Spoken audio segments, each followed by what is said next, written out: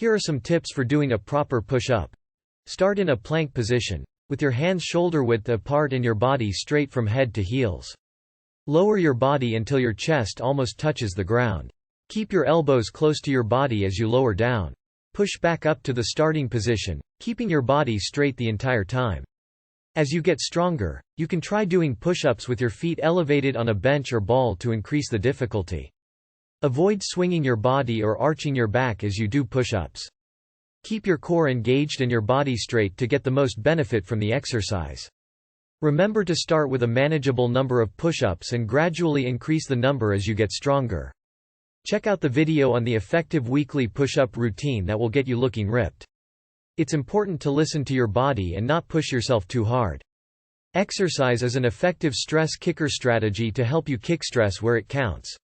Be sure to like this video and subscribe, if you're new to the channel, for more stress kicker tips.